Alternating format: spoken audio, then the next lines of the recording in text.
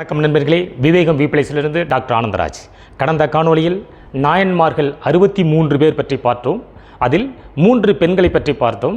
அதில் முக்கியமான நாயன்மாராக கருதப்படக்கூடிய புனிதவதியார் என்று அழைக்கப்படும் காரைக்கால் அம்மையார் பற்றி இந்த காணொளியில் பார்ப்போம்.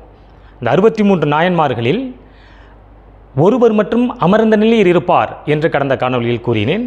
அவர் ஏன் அமர்ந்த நிலையில் இருக்கின்றார் என்பதற்கு ஒரு சிறுகதை மூலம் உங்களுக்கு அதை விளக்குகின்றேன். சிவனடியார்கள் என்பவர்கள் சிவனை துதித்து பயபக்தியுடன் வழிபடுவார்கள்.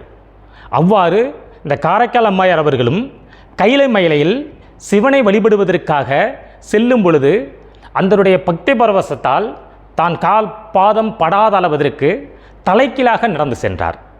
சிறிது தூரம் மண்டியிட்டு நடந்து சென்றார்.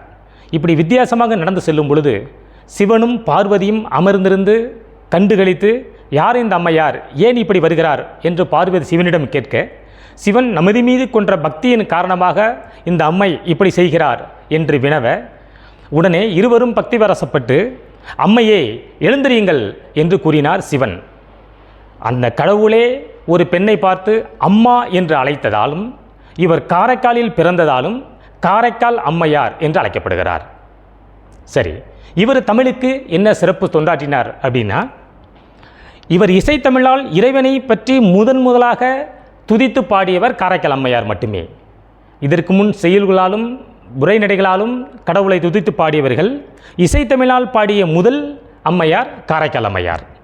இவர் அற்புத திருவந்தி, திருவலங்காட்டு மூத்த திருப்பதிகம், இரட்டை மணிமாலை போன்ற நூல்களை தந்து சைவ தமிழுக்கு பெரும் தொண்டாற்றியுள்ளார். இந்த அம்மையாரின் பாடல்களை மட்டுமே மூத்த திருப்பதிகம் என்று அழைக்கப்படுகிறது. இவரது இயற்பெயர் புனிதவதியார் ஆவார். இவருடைய திருத்தலம் காரைக்காலில் அமைந்துள்ளது.